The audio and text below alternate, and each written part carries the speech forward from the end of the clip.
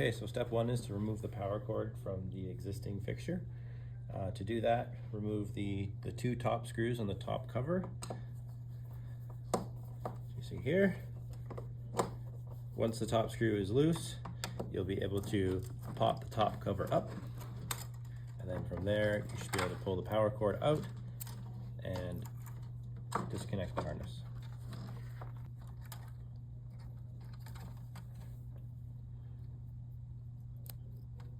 So now on the second side, where you want to add the secondary power cord, first remove the magnetic end cap. Second, take the two screws here and remove them to expose the wiring cavity.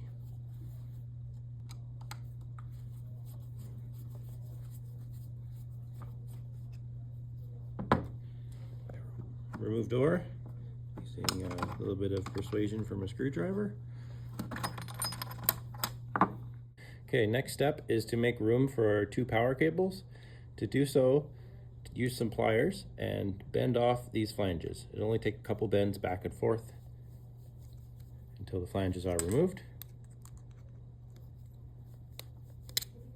Okay, at this stage, you can now reinstall this door.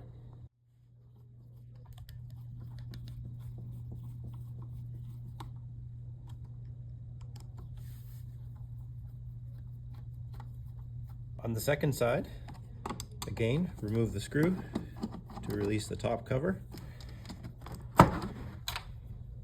Locate the available connector here,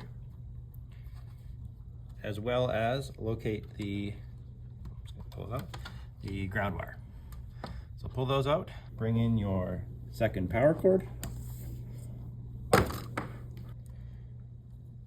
plug the wires together. Now for the ground wires, remove the Wago and replace with a standard Moret. Okay, next, after you've made your connections, take the wire and feed it down in there. Make sure that all the connections are neatly tucked in, so when you close the top cover, nothing is pinched. Take your time with this and ensure no wires get trapped. Once you're ready, you can lower your top cover down into place, and you'll see two power cords coming out the end like that. Next, replace the screw on the top cover and replace the end cap. You are now ready to suspend with two power cords. Rolling. At the ceiling level, on the canopy, you'll notice an indent on the back which marks the position of where to drill the hole. Take a 7/16 drill bit and drill a hole at the index location. The canopy will then look like this with two holes in it. You will also need to take the junction box cover plate and drill the smaller 6mm hole out to that 7/16 size.